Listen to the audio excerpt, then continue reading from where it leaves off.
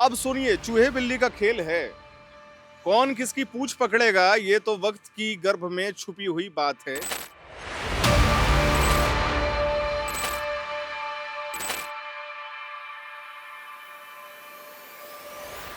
और अनुसूचित जाति के मजबूत नेता श्री बैजनाथ राम जी को हम राज्यसभा चुनाव में अपने दल के अधिकृत उम्मीदवार के तौर पर उनके नाम की घोषणा करते हैं। तो आपको नहीं लगता है कि ये एक उम्मीदवार आने वाले समय में महागठबंधन में कहीं ना कहीं खटास लेके आएगा? खटास तो पक्का लेके आएगा, इसमें नो डाउट। यदि कांग्रेस उम्मीदवार वापस लेती है तब भी, या फिर उनके उम्मीदवार की हार होती है तब भी। कौन किसकी पूंछ पकड़ेगा, लेकिन फिलहाल कोई पूंछ पकड़ नहीं पा रहा है। अगर पूंछ पकड़ लिया जाता तो ये आनन फानन नहीं होता। पूंछ पकड़ लिया जाता तो शायद दूसरा उम्मीदवार भी आपको मिल गया होता। और सबसे जरूरी बात, अगर पूंछ पकड़ लिया होता तो महागठबंधन में ये छोटी सी खटास आपको देखने को नहीं मिलती। राजनीति में आनन फानन किसे कहा जाता है, ये दृश्य आप मेरे पीछे देख सकते हैं। सीएम आवास, सीएम हेमंत सोरेन, लेकिन झंडा लगा हुआ है भारतीय जनता पार्टी का। अब हम ये खबर क्यों कर रहे हैं? राज्यसभा चुनाव, भूपेश बघेल आनन फानन में आते हैं। उन्हें और अजय शर्मा को ऑल इंडिया कांग्रेस कमेटी के द्वारा प्रवक्शक बनाया जाता है। क्यों? क्योंकि के राजू से मामला संभल नहीं रहा था। कांग्रेस ने आनन फानन ने प्रणव झा का नाम ऐलान कर दिया। रात का समय था, मीटिंग होती है झारखंड मुक्ति मोर्चा के द्वारा। एक उम्मीदवार के नाम जो हैं वो आज के दिन घोषित कर दिए जाते हैं। पूर्व विधायक बैजनाथ राम, लातेहार से वो कई बार चुनाव लड़ चुके हैं। अब सवाल ये कि भूपेश बघेल यहां क्यों आए थे, क्या बातचीत हुई? वो यहां से जा चुके हैं। भारतीय जनता पार्टी ने कहा था कि वो भी अपनी उम्मीदवार के नाम आज शनिवार सुबह अनाउंस कर देगा, लेकिन जब हम ये खबर पढ़ रहे हैं उस समय अभी संध्या 6 बज रहे हैं, लगभग 6 बज रहे हैं। अब सबसे जरूरी चीज, हम ये स्टोरी धरातल से, ग्राउंड से इसीलिए कवर करना चाहते थे क्योंकि हम आपको दिखाना चाहते थे कि आने वाले समय में, यानी कि आने वाले 24 घंटे ले लीजिए, 48 घंटे ले लीजिए, झारखंड में जो सियासी तापमान है वो अपने चरम पे रहने वाला है। हमारे साथ हमारे दो सहयोगी भी मौजूद हैं। क्या कांग्रेस की बात बन पाई है? क्योंकि देखिए, जेएमएम ने कल बाकायदा प्रेस कॉन्फ्रेंस करके ये कहा था कि हमारे 2 उम्मीदवार होंगे, दोनों उम्मीदवार जेएमएम से ही होंगे। अब जब एक उम्मीदवार की घोषणा करती है जेएमएम, भूपेश बघेल आते हैं। भूपेश बघेल की क्या बातचीत हुई? हमारे साथ दो सहयोगी हैं। हमारे साथ हैं हमारे वरिष्ठ पत्रकार शैलेंद्र जी और विकास, हम दोनों को बुलाना चाहेंगे। और सबसे जरूरी चीज सर, ये जो सियासी तापमान है, धरातल से हम राज्यसभा चुनाव, क्या लगता है भूपेश बघेल की क्या बातचीत हुई होगी? क्योंकि आप 2-3 घंटे से हैं यहाँ पे, क्या आपको इनपुट मिला है? एक जो हर्षित, बहुत ही मार्केबल बात है जो आपने भी कही है, जो के राजू से मामला नहीं संभला, यानी आप दूसरे तरीके से इसको कह सकते हैं, जो डैमेज कंट्रोल वाली स्थिति में भूपेश बघेल यहाँ पर आए थे। कुछ देर पहले ही वो यहाँ से निकले हैं और उन्होंने जो अपनी बातचीत कही है या जो पत्रकारों से कहा, जी। हालांकि चेहरे पे तनाव ज़रूर थे उनके, लेकिन ये ज़रूर उन्होंने कहा जो महागठबंधन दोनों सीटें जीत रही है। ठीक है। तो इसका मतलब क्या था? इसका तो दो ही मतलब हो सकता है, या तो फिर कांग्रेस के उम्मीदवार को लेकर के उन्होंने अपनी सहमति जता दी है, उन्होंने खासकर जो हेमंत सोरेन ने क्या अपनी सहमति जता दी है, नंबर 1। नंबर 2, जो क्या फिर जेएमएम की ओर से कोई दूसरा उम्मीदवार भी चुनाव मैदान में दिखेगा? यानी इस बयान से जो महागठबंधन दोनों सीटें जीतेगा, ये मामला क्या बन रहा है इसमें? क्योंकि देखिए, आपके पास बहुमत का आंकड़ा तो है, 56 विधायकों का आंकड़ा जो चाहिए 2 लोगों को लिए, 2 उम्मीदवारों के जीतने के लिए, वो है आपके पास। 28 विधायक 1 राज्यसभा सांसद के लिए चाहिए, तो वो दोनों आपके पास, और इतनी तो सबको पता है जो वो जीत तय होगी। लेकिन उम्मीदवार कौन वो 2, ये बहुत बड़ी बात है। निकल गए हैं भूपेश बघेल, लेकिन मुझे लग रहा है जो शायद ये अंतिम बातचीत नहीं थी। मुझे लगता है जो 1-2 दौर की बातचीत और होगी और उसके बाद ही स्थिति क्लियर हो पाएगी, क्योंकि जिस तरीके से उनके निकलने के बाद जेएमएम विधायकों और सांसदों महज 24 घंटे के अंदर दूसरी बार हेमंत सोरेन बैठ रहे हैं, मंत्रियों के साथ बैठ रहे हैं, जेएमएम नेताओं के साथ बैठ रहे हैं, तो कहीं ना कहीं इसके संकेत तो हैं। वित्त मंत्री राधा कृष्ण किशोर कल एक बाइट देते हैं मीडिया के सामने और कहते हैं कि अगर कांग्रेस से या हमसे कोई चूक होगी तो मुख्यमंत्री साहब से माफी मांगने में कतई संकोच नहीं करेंगे।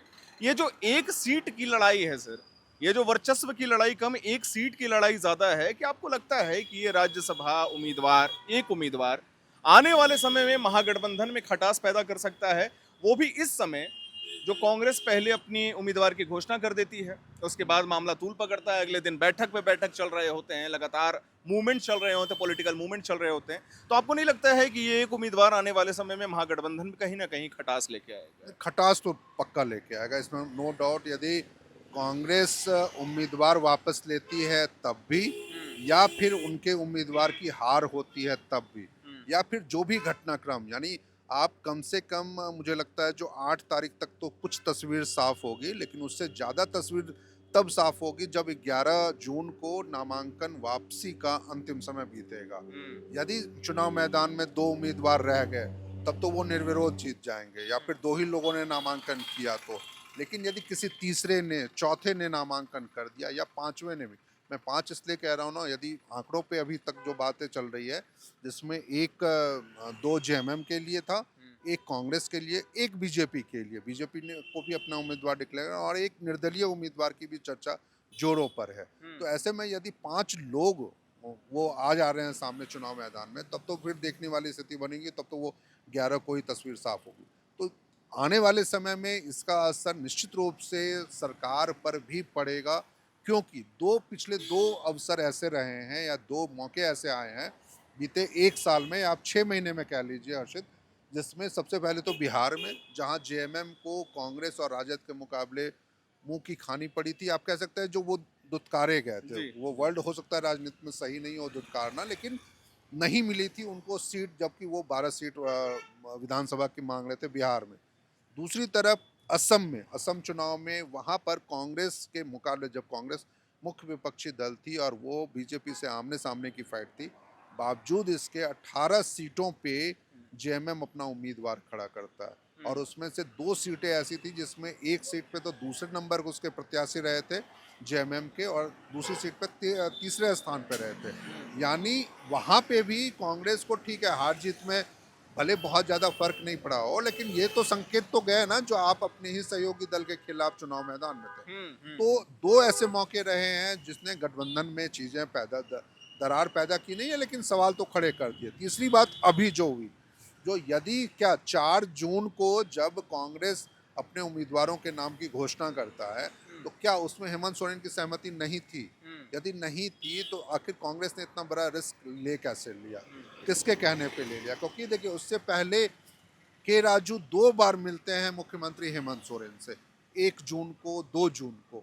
1 जून को वो मिलते हैं तेलंगाना के डिप्टी सीएम जो हैं विक्रमार्क मालू से, और साथ ही साथ वो उनके के राजू भी होते हैं, और 2 तारीख को के राजू अकेले आकर उनसे मिलते हैं, चुनाव पे चर्चा करते हैं। लेकिन बावजूद इसके 4 तारीख तक जेएमएम ने ये तस्वीर साफ नहीं की जो चुनाव को लेकर के क्या बातचीत होगी। दूसरी तरफ यहाँ जो सहयोगी दल भी हैं, चाहे वो CPI-ML हो, चाहे वो RJD हो, उन लोगों की तरफ से भी ये बयान सामने आए जो उन्हें राज्यसभा चुनाव को लेकर के नहीं पूछा गया। तो गठबंधन में चीज़ें ठीक नहीं रहेंगी, हार जीत अलग मैटर है, लेकिन इतना ज़रूर है जो ये चुनाव निश्चित रूप से गठबंधन पर एक सवाल तो खड़ा करेगा। बहुत बहुत शुक्रिया। मैं चाहूँगा विकास भी आए, क्योंकि लगातार विकास जो है, राज्यसभा चुनाव, झारखंड की सियासी गर्मी, जेएमएम दफ्तर, कांग्रेस दफ्तर भी लगातार घूम रहे हैं। तो विकास, सबसे पहला प्रश्न ये कि भूपेश बघेल को आनन फानन में रांची आना पड़ा। एयरपोर्ट से हमें ये सूचना दी, आप ही ने सूचना दी कि वो एयरपोर्ट से सीधे सीएम आवास पे आते हैं। तो क्या प्रतिक्रिया रही, कि किस तरीके से आपको लग रहा है, जिस तरीके से भूपेश बघेल अभी कुछ ही देर पहले निकले भी हैं, यहाँ से गए भी हैं, कहीं मामला बनता हुआ दिखाई दे रहा है, क्योंकि जेएमएम ने एक उम्मीदवार उतार दिया है अपना, 2 दावेदारी है, क्या लगता है? देखिए, दावेदारी, और हम पूरे इस मसले को अगर देखें तो अगर हम थोड़ा सा पीछे चलते हैं समय में, तो महीने 2 महीने से जो कांग्रेस और जेएमएम के बीच जो बातचीत हो रही है, चाहे प्रवक्ता सामने आ रहे हैं मीडिया के सामने, और जो बयान चल रही है, जो जिस तरह की एक खटास सी महसूस हो रही है दोनों पार्टियों के गठबंधन के बीच में।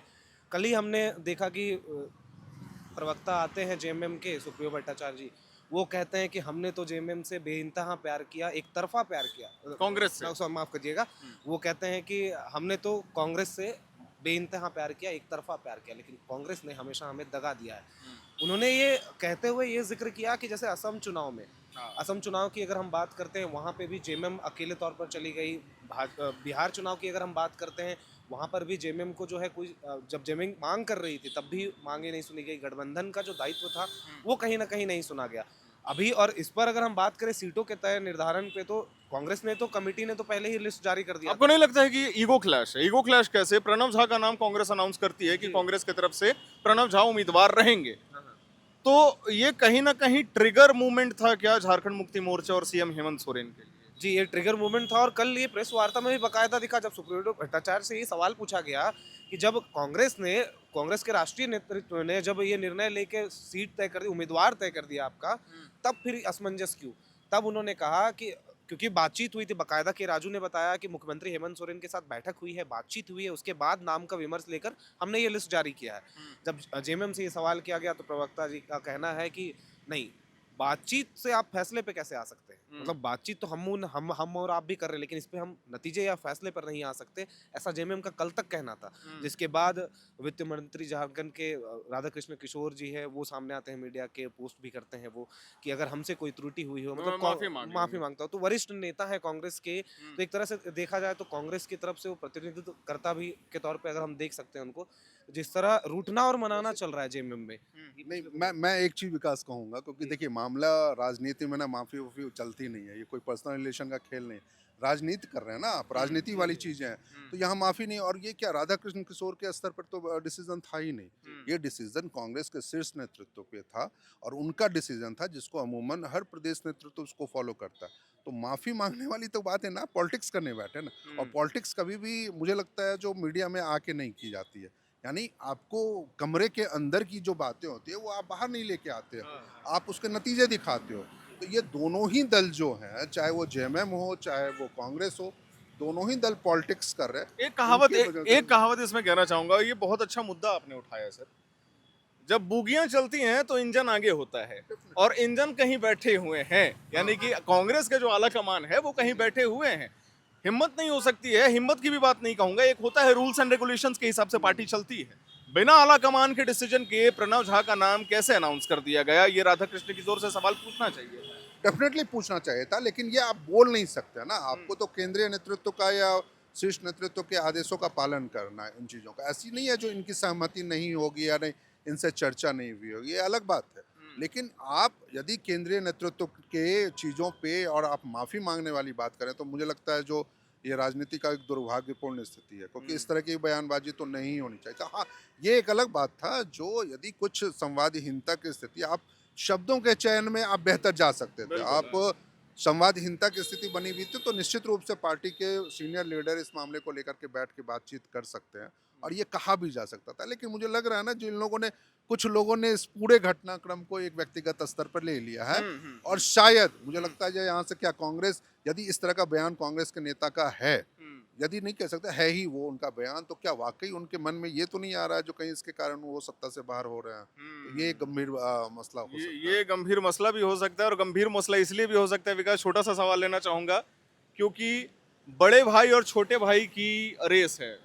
बड़ा भाई झारखंड मुक्ति मोर्चा, छोटा भाई कांग्रेस, और ये देखिए बीजेपी का झंडा लगा हुआ है। जिक्र करने वाला था कि जो बची खुची मिर्च मसाले था वो बीजेपी ने लगा दिया है। आज नितिन नवीन पहुंचते हैं और आनंद फानन में, जैसा आपने शुरुआत में ही कहा कि अभी यहाँ पे भूपेश बघेल जी पहुंचते हैं, अजय शर्मा जी पहुंचते हैं, बैठक बातचीत होती है, नाम अभी तक तय नहीं है। कल इस तरह की असमंजस की स्थिति रही, कल अंतिम दिन भी है, कल अंतिम दिन भी है और कल असमंजस की स्थिति रही। आज जेएमएम जो है घोषणा करती है अपने उम्मीदवार का, उसके बाद फिर आनंद फानन में तुरंत यहाँ पहुंचते हैं। अब देखिए, या तो ये कुछ खिचड़ी पकड़ी है, जो जैसे सर ने भी बताया कि जिस तरह ये असमंजस की स्थिति आ रही है, दोनों गठबंधन की मुख्य पार्टियां हैं उनमें इस तरह की स्थिति आ रही है, उसके बाद भाजपा का एंट्री लेना कहीं ना कहीं ये एक ऑप्शन भी हो सकता है, और हम कहें कि भाजपा के लिए सकारात्मक ना हो जाए।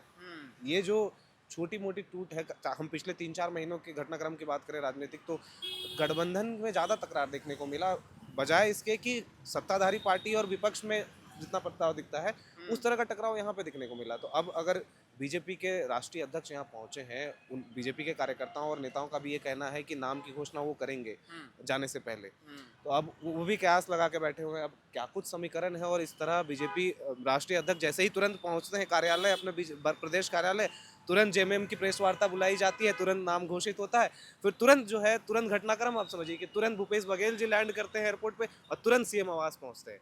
तो ये कुछ ना कुछ तो हलचल जरूर चल रही है राजनीतिक तौर पर झारखंड में भी फिलहाल राज्यसभा चुनाव को लेकर। चलिए, बहुत बहुत शुक्रिया विकास। तो आपने देखा हमारे साथ हमारे दो सहयोगी थे, लगातार इस मुद्दे को हम कवर कर रहे हैं।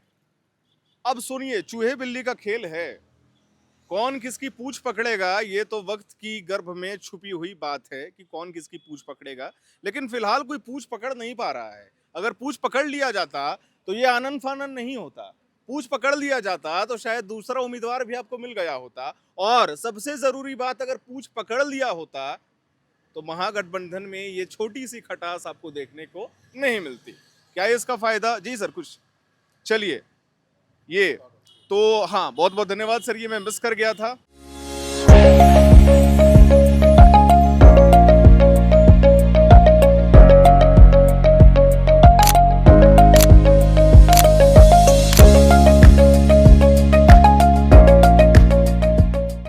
तो धन्यवाद भी देना चाहूंगा कि झारखंड में राज्यसभा चुनाव में आज 5 लोगों ने नामांकन पत्र खरीदा है। अब ये 5 लोग कौन है समझिएगा। प्रणव झा, समझ जाइएगा, प्रणव झा। बैजनाथ राम, जिसको झारखंड मुक्ति मोर्चा द्वारा उतारा गया उम्मीदवार है, पूर्व विधायक रहे हैं लातेहार जिला से।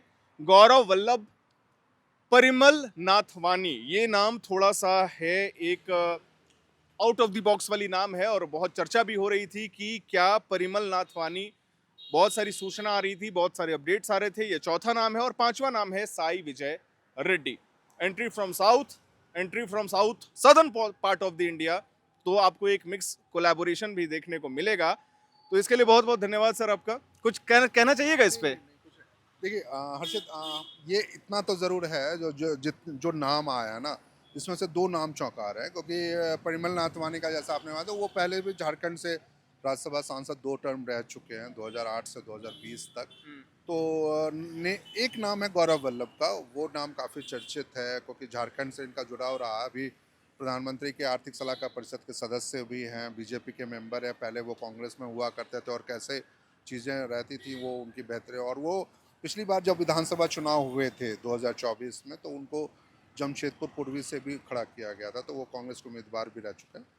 साई विजय रेड्डी का नाम ये थोड़ा चौंका रहा है, क्योंकि अभी तो हम लोग 5 उम्मीदवार सोच ही रहे थे, लेकिन ये कौन है इनके बारे में हम उम्मीद करेंगे दर्शकों को, हाँ, दूसरे वीडियो में जरूर उनकी जानकारी देंगे। लेकिन इतना जरूर है, जो यदि 5 लोगों ने नामांकन खरीदा है ना, तो ये गंभीर बात है। इतना तय है, जो विधायकों को लेकर के खींचतान बहुत होने वाली है और ये लंबी होने वाली है और चीज़ें भी बेहतर, क्योंकि प्रणव झा, बैजनाथ राम, गौरव वल्लभ और परिमल नाथवानी, ये 4 नाम तो ऐसे नहीं है जो आज नामांकन, हाँ, या वो खरीद लेंगे और 11 तारीख को वो नाम वापसी कर लेंगे। तो ये गंभीर सवाल है। तो मुझे लगता है जो दर्शकों के लिए भी अगले कुछ दिनों तक हमारे साथ बने रहना और पल पल की चीज़ों को अपडेट करना। तो वही मैं कह भी रहा था सर कि कौन किसकी पूंछ पकड़ेगा, ये बड़ा सस्पेंस है। अभी बने रहिए यार नाव के साथ। मैं उम्मीद करता हूँ ये हमारा एक छोटा सा सटीक सा विश्लेषण आपको पसंद आया होगा।